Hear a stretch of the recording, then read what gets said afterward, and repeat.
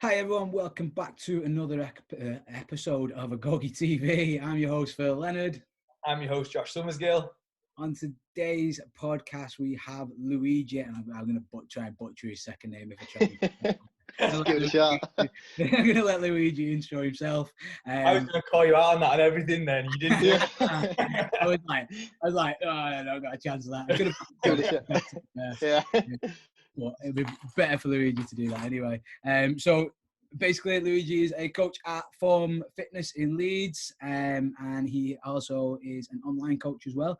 He has some excellent content that goes up online, which is part of the reason we've got him on, because we want to have a chat with him about some of the things that he does and his new way of training. So I'll get into it. I'll let Luigi intro himself a little bit more now. So Luigi, first of all, what was your sporting background before CrossFit, and then how did you sort of get into coaching CrossFit? And Yeah, happy to share with that. Yeah, hello everyone. Like before CrossFit, and still I'm a tennis player. But I played kind of semi-professionally for like 10 years, right? Pretty much when I was 10 years old until like 18, 20 years old. And then once I get to that, I kind of got to a point that I'm like, right, it's probably enough now. I fancy something new, fancy something different. Like with tennis, there's not really any off seasons. You don't really get any time in the gym. Well, I never really was a gym guy. Like I probably started lifting weights when I was like 18, just after tennis, to be fair. So I kind of fancy something different, fancy a different way to challenge myself. And that's when I got into CrossFit when I was in Thailand, to be fair. So I lived in Thailand for like 6 to 9 months. So that's when I got into CrossFit, probably for a month or two. And then after that, that's kind of like where it all took off. Again, how it came around coaching, to be fair, it's a bit interesting. I think like everyone, probably you guys, they just start training. You kind of like, oh, it's quite fun. And kind of like, I didn't really know what I wanted to do. When I first moved to England, I was working in a coffee shop. I was training just as normal, just like everybody else, just kind of following whatever was on blogs or internet. And then after that, kind of like, really enjoying it, really starting to get into it, and kind of finding that everything's quite interesting, and the way things work, and kind of like the coaching works, and the kind of like the coaches that helped me get to the point that I am today. Kind of like, oh, I would like to be like those guys and be like helping people to be one of pretty much the guide for someone else. That's kind of how I got into it, to be fair. And then, 4.5 years ago, I got hired by Form, and the rest is history. Excellent. So I've got to circle back to, obviously, you say you played tennis semi-professionally. One thing that, like, I heard a really good argument the other week, and I can't do the argument justice, to be fair, because I can't remember all of it, but they were saying how good tennis is for developing somebody prior to CrossFit, because of the fact that you've got like a massive aerobic base, there's lots of speed intervals, you know what I mean? Yeah. You got to be able to move fast, you got to be so one, would you say that playing tennis to that level really helped you out coming into CrossFit, or would you say that like totally, yeah, a bit different? No, it definitely helped out, especially with like you were saying, like with the fitness base, like a lot of the kind of like the way that I'm built, and probably for those years of tennis, I'm not like the guy to be lifting the most weight instead of everyone in the gym, but a lot of the body weight movements came quite easily. I kind of like picked up those things quite easily. Like the gymnastics side of things, which I still do and I still enjoy a lot, is the bits I probably enjoy the most. And a lot of the, like they were saying, like a lot of the speed in terms of like the weightlifting, kind of getting under the bar and stuff like that, as well as kind of like the coordination as well, because obviously in tennis there's a lot of like getting your feet in the right place, getting the racket in the right place, and kind of thing. He helps a lot with coordination in every movement. So kind of getting the timing right of certain movements, or a lot of movement that kind of like don't do it very well, you do it shit for the first couple of times, and then kind of after a bit you kind of like something clicks, and that click kind of came around quite quick to me. Kind of like first couple of sessions trying, let's say, butterfly pull-ups, it's kind of like, oh, this is awful, I'm never going to get it. But then after a week kind of figuring out, watching some videos, and you're like, oh, just get it down now. So those were the things, that coordination, I think tennis play a big part into it. And then so I've definitely seen you snatch 100k. Yeah. It's definitely there. A handful of times is there. So again, like one of the things that you sort of we first met you at form weightlifting competition. There, we were both went Yeah. down.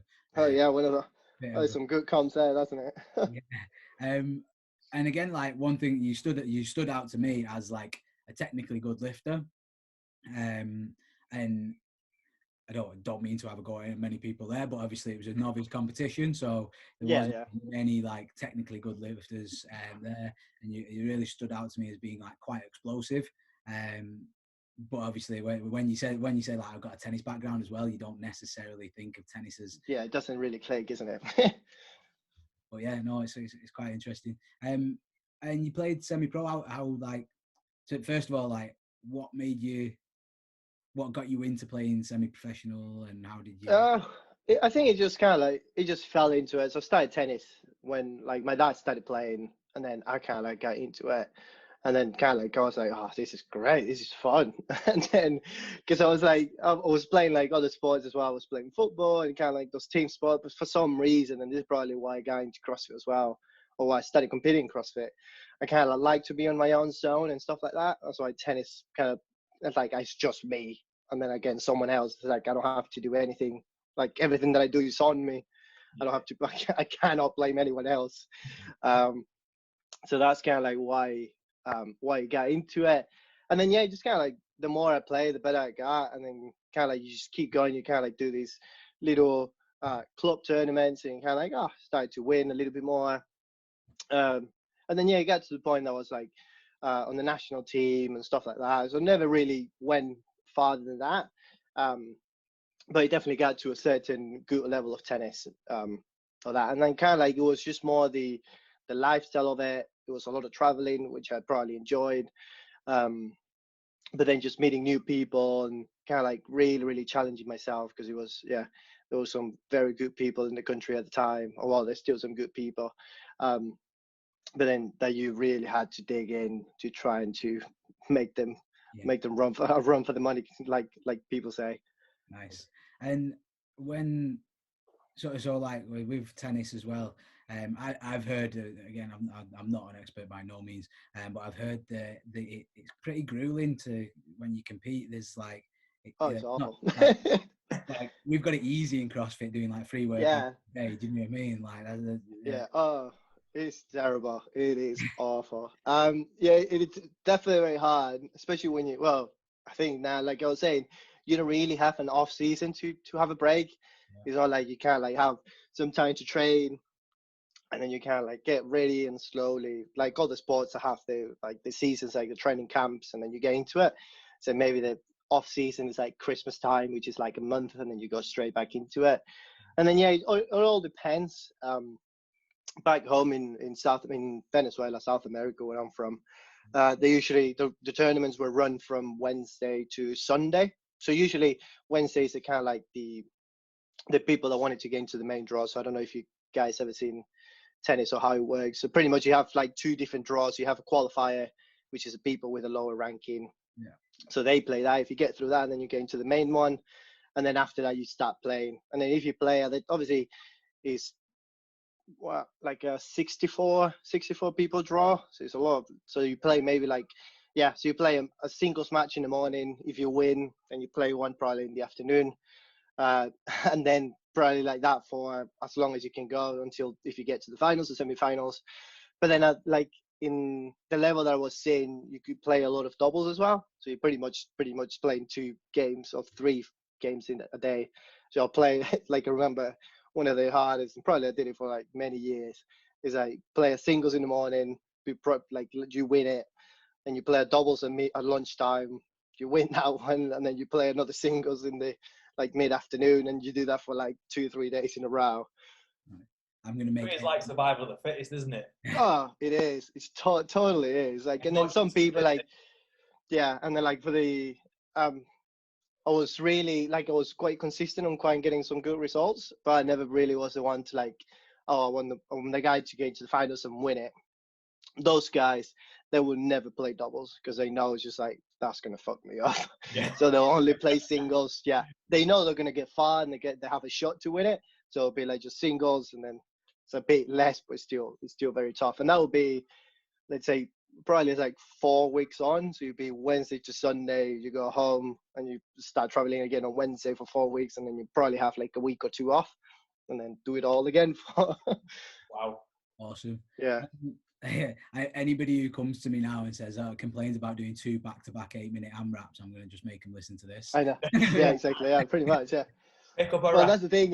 later. Yeah, pretty much. And then, yeah, like really resting time. Like, you know, when like you stay on Wednesday traveling and then you go home, let's say on Saturday because you lost in the quarterfinals. So you have Sunday off. On Monday, you're pretty much back straight into training to figure out what you did wrong in the last one, trying to making sure you don't do the same stuff or you kind of like get better. So you kind of go back again on the Wednesdays. Yeah, you never really stop. Wow. Yeah. To be fair, like, I think that's, like I say, I listened to a little bit about tennis recently, and that's why I was curious about it, because they were saying how tough the sport is. Yeah. Oh, yeah. And I just thought, I was curious to get your opinion on it, because of the fact that I like how that must transfer over, like things like CrossFit competitions where you're there for what, a day and a half, you're doing 2 or 3 workouts. Yeah, exactly. Yeah, pretty much. Yeah, I think the difference is just the intensity. Obviously, with tennis, it all depends as well who you play with. If that guy's going to make you run, or you're going to be the one that's going to make him run. So ideally, you want to be always on the offensive, so you're not running as much. So you kind of like the first few matches, you kind of like trying to, if you're on the higher ranking, then you're going to have someone on the low ranking. Yeah. So you might have like a bit of an advantage, and you'd be like, right, I need to get out as quickly as I can so I can get as much rest as you possibly can for the next one. But once it gets to like the later rounds, you kind of like, oh God, this is gonna hurt. It's gonna hurt for days. Excellent. So I just wanted to move on to like a bit about your own training now.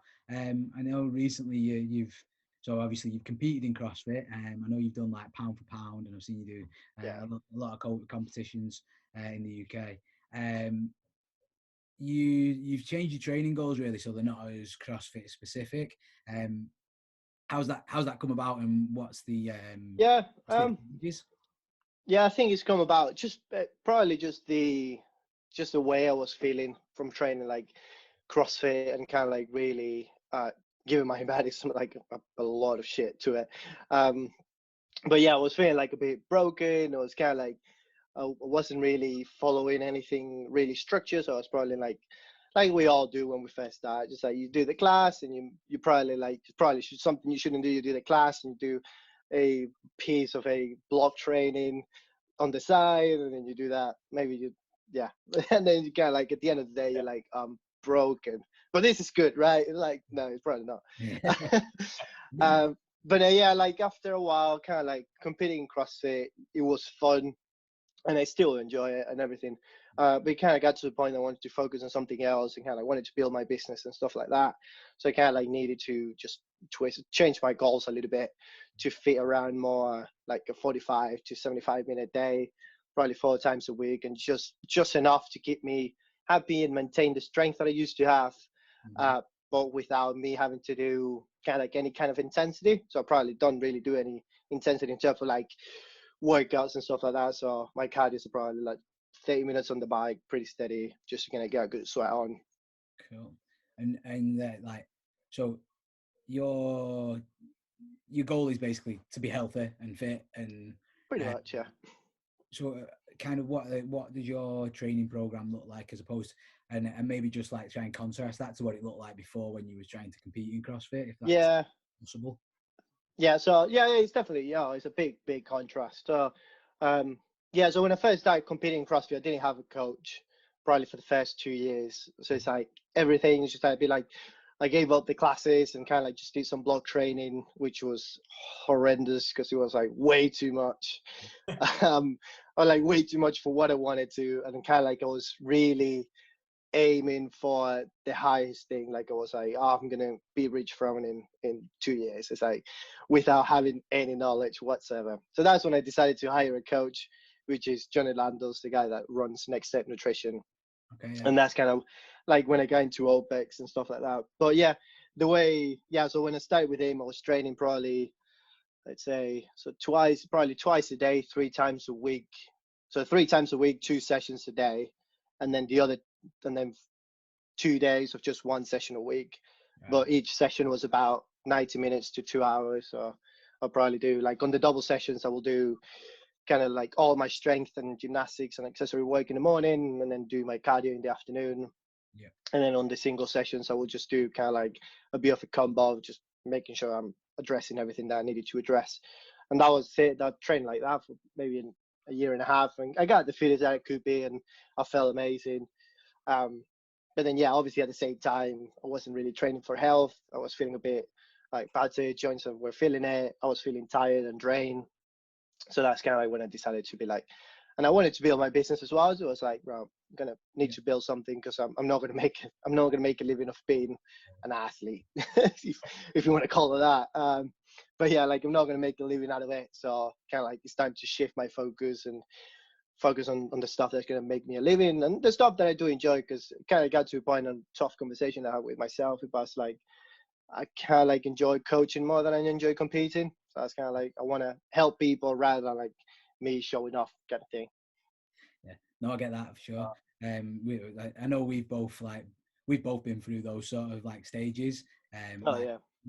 I think we're fortunate enough at the minute where we can sort of like have more of a competitive style training program, because there's two of us and we've got a little bit more time on our hands and stuff. But Yeah, exactly. Yeah. I know when we opened the gym, like, I would literally just do a 10-minute AMRAP in between classes, or I'd do the Yeah, well, that's it. I'd do That's the thing. Like, in between, like, just to get it yeah, in. yeah. So yeah, Yeah. makes sense. So what does your training look like now? You say it's more like 30 minutes on the bike. So it's like my training it's still a lot of strength work and stuff like that. So it's like 4 times a week, of like going pretty much like, I'd say, college gym based, of where I need to go to the gym, and 4 times a week, and like I said, between 45 minutes to 75 minutes a day. And then the other 3 days is kind of like those days I'm trying to get back into trying to play a little bit more tennis. So there's like let's call it active recovery days. So I go and play tennis for like 90 minutes to 2 hours, which is at the moment kind of like, and like you probably know from gymnastics or weightlifting, when you get good at something, when you get quite consistent at something, you can do it without really tiring yourself out too much. Mm-hmm. So tennis for me doesn't really feel like it does feel like a work because you're still running around, but it doesn't really feel super, super hard in terms of like, by the next day, I'm going to be like completely toasted. Yeah. And then, just pretty much just like, kind of like outdoor stuff. It's just like tennis, going out on a bike ride, walking, running, that kind of thing. Awesome. It's really good to hear as well, because you speak to a lot of like CrossFitters who really struggle, to like switch that gear and go into Totally. either all or nothing, and I'd probably fall in into that category. It's really hard for me to like dial it back and be like, oh yeah, I'm just going to do some light training, you know what I mean? Like, yeah, exactly. And then you like ended up doing like a 45-minute AMRAP.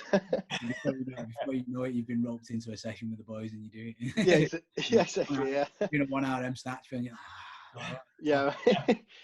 It's like, I thought it was your rest day. It's just like, forget about that. So that's really cool to hear that contrast and know that. And again, like, being able to switch gears is super important. Out of curiosity, do you ever find it difficult to like motivate yourself to train more now? Yeah, sometimes. I'm not gonna lie, because obviously, my training is not as exciting as it used to be. Like, I'm not snatching 3 times a week or doing any kind of weightlifting 3 times a week. But I think it's more because obviously as a coach, kind of like doing a lot of reading and trying to help my clients. Obviously, I have a coach myself as well, so he does help me as well, kind of like see the bigger picture as well, kind of like knowing that I'm not going to train for any goals coming in, like any kind of, let's say, tangible goals in terms of like, I'm going to PB my squat by 10 kilos or anything like that. So it's more like you're going to feel better, making sure that it's like a long-term thing and you're not broken in 2 years time kind of thing. So some days it's harder, but then when it comes around and you kind of take a step back and look at the kind of like how the whole program has come around, it's kind of like, oh, it is working. Then you kind of like, once you see it, it's like, oh, it's working. You're like, oh, why? Just that's kind of like, that's the motivation that I kind of need sometimes. It's just like step back, look at it and be like, oh, it's actually working. And it's kind of like, it motivates me to get back onto training. Nice, I like it. I think it's a good reminder for people as well, because like I say, I've got lots of friends that like have done CrossFit before, and they like moved on to other things because they like they say change gears, and it's very hard to not be like to be in a CrossFit atmosphere and then Yeah. want to be like competitive. At least I think so anyway. But yeah, I think it's a good message for people to have, to be able to just say like, look, just step back and you'll be able to.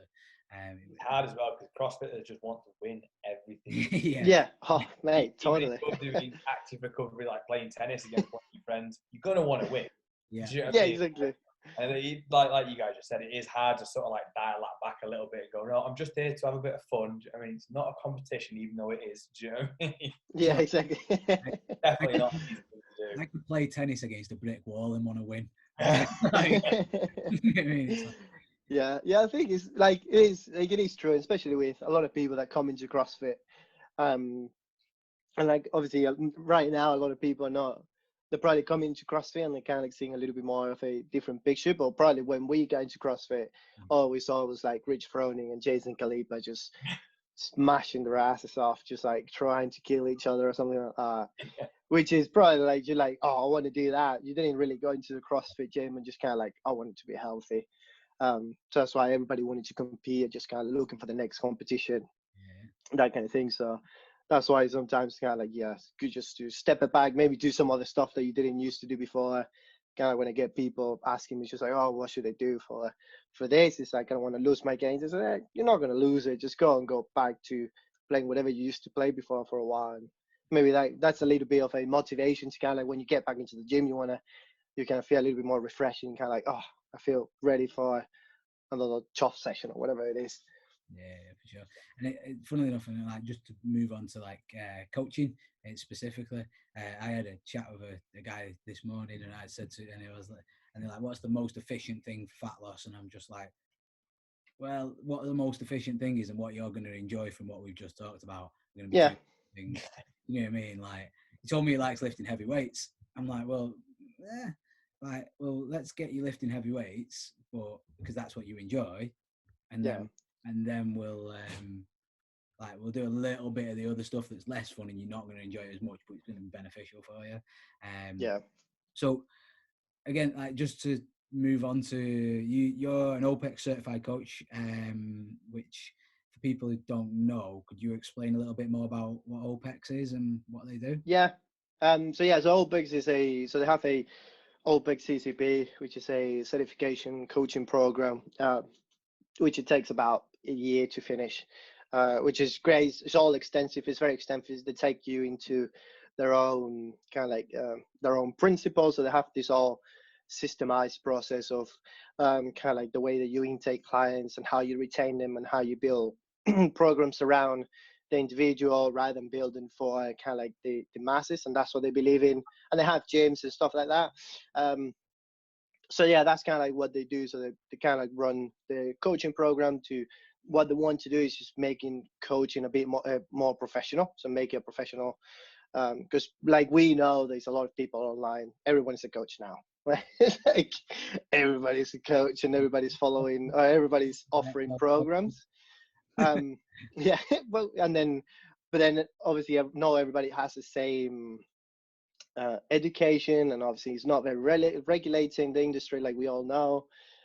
So they want to make it professional. So if you're in it, or if you're a coach, then just make sure that you're taking you're taking it seriously, because you're dealing with people's health and people's goals, and that can be obviously very, very tricky.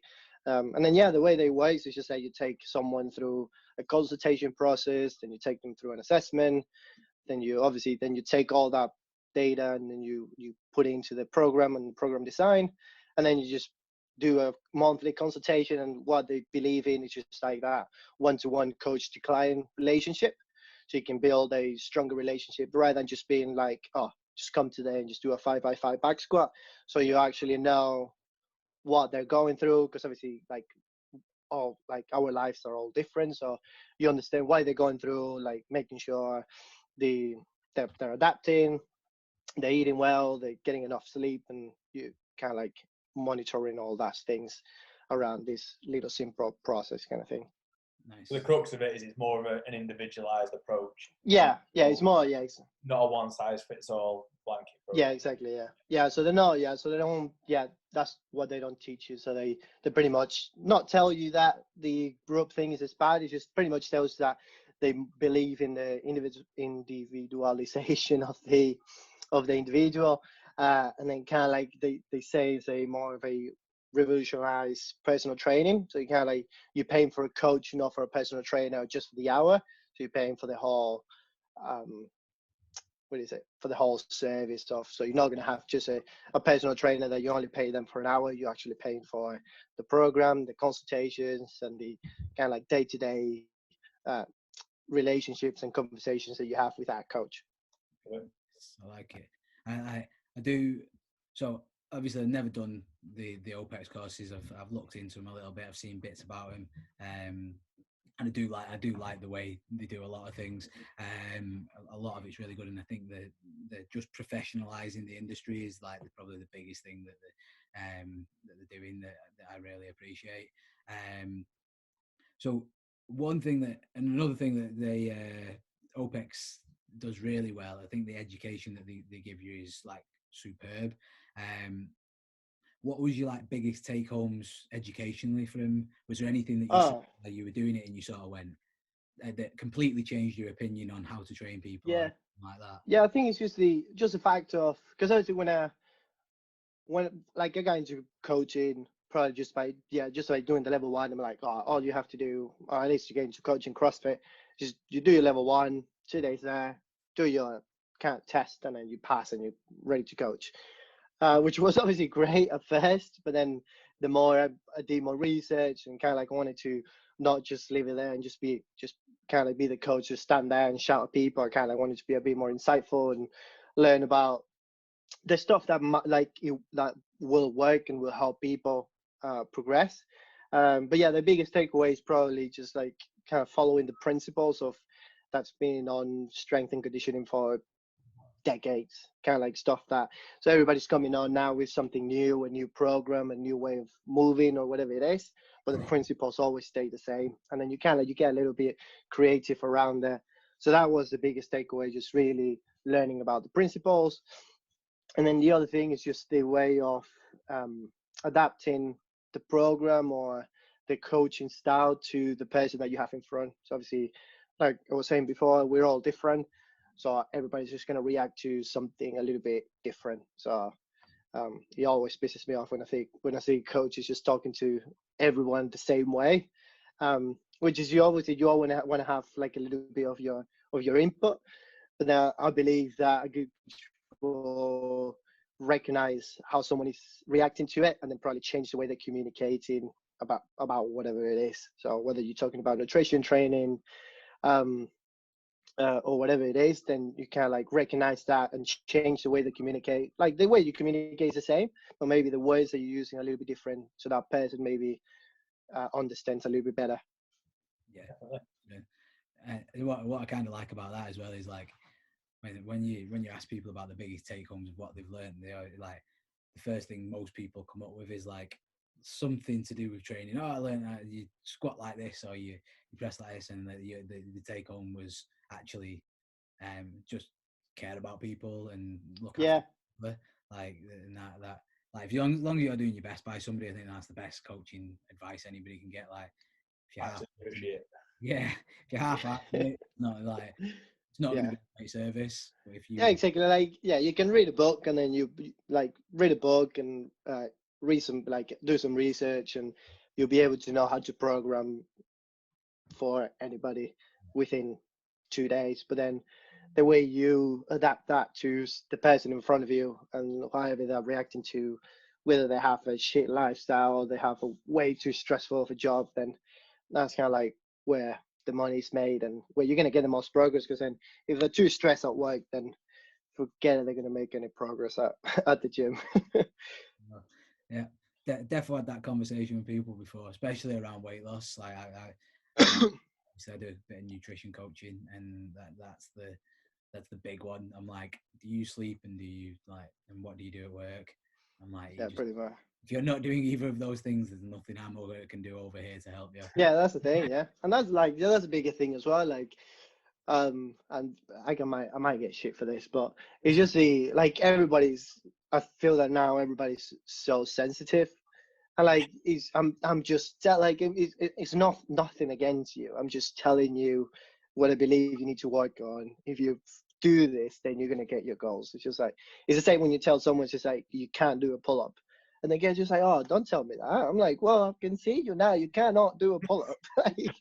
like, no matter how much effort I get, doing a pull up. yeah, not much how I clap for you, you'll get a pull up. But I'm telling you, like, if you do this stuff, then eventually you'll get a pull up. So, like, I'm not telling you that you're a bad person because you cannot do a pull up, but that kind of thing. So, yeah, I believe a lot of people get very sensitive about it. And like, if you tell them like you're not gonna lose weight if you don't sleep right, it's just like, oh, don't tell me that. It's like, well, it's true. Like, if you sleep a little better, then you might lose a little bit of weight. Definitely. It's funny, and hopefully the guys don't mind me sharing this out of the group, because we're doing a nutrition challenge at the gym at the minute, and like one of the things that it's about week 2 or 3 that we're on it now, and I was like, don't forget to weigh in and check you, then like, so that if you've lost weight, we're going to recalculate your macros and blah blah blah, and like, right, okay, I don't want to step on the scales. I was like, and like, exactly, yeah, and obviously me being me, I was like, get on the fucking scales. Yeah, exactly. Like, it doesn't change who you are as a person. Like, you're a pound heavier than you was. Like, you've not failed. Nothing bad's happened. Yeah. Like, all we need to do is recalculate your calories and say, right, okay, now we're going to have less calories. Do you know what I mean? Like, it's yeah, easy. exactly. I think it's just just the fact of, and then this is probably because of all the fitness industry, and like it's a lot of noise out there, and as long as like if you don't have like a superstar body, then you're a piece of shit. Like, no, like you don't have to. I think that's the problem of it. Like, it's a lot of noise and it's a lot of judgment around it. So it's just like, let's take that shit out. Like, it's just weight. It's just weight. It's just a number. Yeah. It's the same with people in CrossFit. If they don't hit a certain number by a certain time, they'll be like, I fail completely. It's just like, you literally got a 50 kilo PB back squat, which I'm sure nobody has. But like, just because you didn't get to your number doesn't mean you didn't make any progress. So like, nobody's judging you. So yeah, that's it. Perfect. I like it. Awesome. I realised that we're getting on for half an hour or so now, and I just want to start to wrap it up a little bit. So we're going to go to. I've definitely got more questions for you. So yeah, that's fine. We may have to get you on again, but for now, we'll finish off with some fun questions, and maybe jump on another podcast in the future for sure. Yeah, sounds good. So, fun questions to finish with. My favourite one to start with, and it's purely for my own benefit, these ones. But book or a film recommendation that you'd like. Book. I'm gonna be boring because I don't do a lot of like leisure reading. Like, I'm gonna do a lot of like reading to just improve my coaching. But the best one, and I'm not sure if you read it before, but this is a great one. Just Conscious Coaching. Oh yeah. By Coach Brett. It's amazing. Probably one of the best books about talking to people. And lad. Yeah, so one of the best books. I got another one if you fancy. I just finished. This is my favourite game. I love it. Yeah, this is a good one as well. I just finished this one. I've just started listening. Is that what you was on about the other day? That's the one I was on about. Why pigeons eat whatever it is or something. yeah. Why zebras else's? Yeah, it's great. I just finished it. It's a bit dense. It's definitely quite a beast. But yeah, it is good. It's like same what we're talking about just now. Just talking about kind of like how the whole society is like too stressed, and the actual health like diseases we might get from stress, or stress related diseases like they call it in the book. But yeah, those are my go-to. Cool, I like it. And I've literally, like I say, I've bought it on Audible. It's queued up. I Oh, listened to decent. like the first couple of listened to like 10, 15 minutes. It was like, yeah. Yeah. And then got distracted because I've got shiny object syndrome. I'll definitely be going back to that. So, what the next question is, what profession other than the one you do now would you like to do? Cool, that's an interesting one. Yeah. Probably go to what like this is something that I was planning on doing before I got into coaching, like because I didn't go to uni or anything, so kind of skipped that step in my life. But I always wanted to be a sport journalist, so always around sports. Like, so yeah, like I always wanted to be like my big goal when I was like 16 years old was like go to America and just be on ESPN, kind of like one of the biggest sport broadcasters in the world, kind of thing. So yeah, probably that would have been my second profession. I like it. That's the first time we've had that one as well. Yeah, so, cool. Excellent. Yeah, it's not something like, for some reason I always enjoy like something like had to do with journalism, in front of the camera, just like writing stuff about sports, but just like and I still enjoy it now in terms of like just watching the stats and everything like that. Just like for some reason I just enjoy looking at it and just being at it. Yeah, that's cool. That's cool, I like that. Yeah, it's one of my favourite ones so far. That I think. Okay, last one. If you could spend 24 hours with anybody in the world, dead or alive, and just basically absorb as much knowledge as you can from them, who would that be? Oh, that's an interesting one. Oh man, that's tough. I'm probably gonna have to say it. Yeah, I know. It's a tough one. On this one, it's all good. Yeah, I'll probably say Michael Jordan, just because I just finished watching the last 2 episodes of The Last Dance. But no, it's just like, yeah, just the way that, geez, it's like just watching every single episode. It's just the intensity that he has to the game and stuff like that. Like he's not playing around. Like he's like I was saying, like I just posted on my Facebook before we jump into this. He's like, if you think you're an athlete, watch the first episode of The Last Dance and then tell me if you're still an athlete, if you still want to be an athlete. First one last night because Phil was on about it all week, and I was like, I know. "Oh, this is good." I know, exactly. Yeah, it's just like I don't want to be a nice guy. I just want to fucking win. So yeah, probably has to be him. I changed my answer to it, like to that question after watching that. Yeah, I know. Yeah, it's nothing like, I don't think anybody else jumps into my mind right now other than him. Yeah, that was the same. Brilliant. In fact, because you're a coach, I forgot we've got one last question, and this is where you get to upset people. All right. Top three, no bed gym things to do. So like, oh god, you can go old school. It's a lot. Yeah, curling in the squat rack. My worst one is chalking up for press ups. Like, or chalking up for burpees. I'm like, oh god. Well, yeah, like I think my first one has to be just leaving chalk all over it, just chalking like you're an idiot. Just like it's like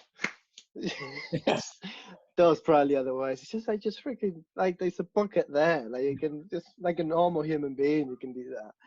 So top three is in the bucket like this. I know, yeah, exactly. Yeah. Out of the bucket and claps like no, clap in the bucket. Yeah. Like what's so hard about it? Yeah. Have you seen LeBron James just before a game, just say, throwing it all over it. If I was LeBron James, I'd do that as well. It's okay if you're at that level. Yeah. When you're in my gym, you're gonna choke in the bucket. You come and pick it up, come and clean it up. Has to be one of them. That's one of them up there. Not putting like shit away. I fucking hate that one. Like, well, I'm a coach, so anytime someone leaves it, I have to put it away. It's one of those that I keep an eye on them and just be like, next time I'm gonna make you do burpees. And then what's the next one? Probably the best one is just like people trying to do, people. Let's see how I can word this. So people thinking like how the fuck I can put this around? I think I know where you. So So you give an advice to people, and then they kind of like taking it, and they're doing the same thing the next day. Like they're actually not taking it. That disregard your opinion as the coach, but I know better. Yeah, exactly. Yeah, pretty much. There you go. That's the best one. I'm gonna you. Yeah, exactly. Yeah, you can you give them like a step-by-step process. It's just like if you do this, you can you can do this, and then someone else tells them something else that does not even relate. It's just like, nah, fuck it. Like when people, the idea being like, you're like, okay, you can't do a ring dip, but you want to do a muscle up, and you see them swinging around underneath the rings, and you're like, Yeah, why don't you go and do ring dips and learn how to ring dip properly? And then you still see them the next day swinging around on the rings. And yeah, exactly. It's just that, yeah. Yeah. Sadly, I always say to this, to like some of the people, so like the coaches, it's kind of like something that we can all agree on. Like sometimes people like that, they just need to, sadly, they just need to have like a bad injury to then figure it out. It's just like, oh shit, I actually need to take a step back and actually rebuild the proper way. Yeah, He's being injured is very humbling. Yeah, yeah, it's like, oh, I know it. It's just like I've had it in the past. I got like, what is it? I had a shoulder, like a bicep injury after strength and depth a couple of years ago, and that was humbling. Couldn't do a strict pull up for like 6 months, and there's like, so that was like, that's why I'm saying it, because I'm coming from it. It wasn't like probably like a detrimental injury. Like it came back and everything's good now. Yeah. But in those terms, it's like you probably need like an injury to figure it out. Just like probably the training you've been doing hasn't been the greatest, and you probably need to build a stronger base, because then you probably go back to that one again. Sure. And again, like I think that's like something we've mentioned on the podcast before. Like most people don't learn from like success; they learn from pain. No, oh, totally no, Like, no. That's why it's how you get better. And again, as Yeah. a coach, that they like you can learn how to you can help a lot more people if you've had a few missteps yourself, can't you? Yeah, exactly. That's the thing. Like we've all at some point we've like I say, overtrained, did too much, kind of like our ego kind of like took over, and then we did like the way we shouldn't have done, and kind of like you probably didn't get injured, but the next day you probably have this niggle that you could have avoided very, very easily. Sure, happens to everyone, but again, Yeah, that's it. We're all getting to that point now where we don't, that doesn't Exactly. as much. Cool. So Luigi, that was brilliant. Thank you very much for being on. First, really quick, actually, how do you say your surname? Last question. Giacomuzzi. No chance. I'm not. There you go. Just get it. Just get it. I'm learning Spanish at the minute, so I'm like, I've got. Oh, there you go. You got the, yeah. That's it. Not a common English accent. And where can people find you, Luigi? Where if someone wants to get in contact with you, where's the best place for them to get hold of you? Yeah, so either Instagram, so outline.performance. So that's kind of like my online coaching business, or on the website outlineperformance.com. So they can go there, and then if they want to work with me, they can schedule a call or anything like that. So yeah, I'll definitely link that up in the show notes as well, so people can see it. Awesome. Again, that was brilliant. Thank you very much for being on today, buddy. We really appreciate you taking the time to talk to us. And yeah, they really enjoyed it. Great chat. Yeah. Cheers, mate. No worries. Thank you for everyone that's joined us today and tuned in. Obviously, please, if you've enjoyed the podcast, find us on Facebook, find us on Instagram, YouTube, give it a like and a share. If you're on iTunes, please give it a 5-star review. Hit the subscribe button, which I think is down there. I think somewhere there. Just around here. Just subscribe to the channel. Subscribe. We really appreciate it. Again, the more you subscribe, the more you share, the more it's going to help us make more of these, and the more it's going to help us produce better content and stuff for people to learn from. And again, all the reviews, everything, all the likes, comments, all those things, they all help us. So enough begging for likes now. Thank you all very much, guys, and I will see you again soon. Peace. Thank you very much.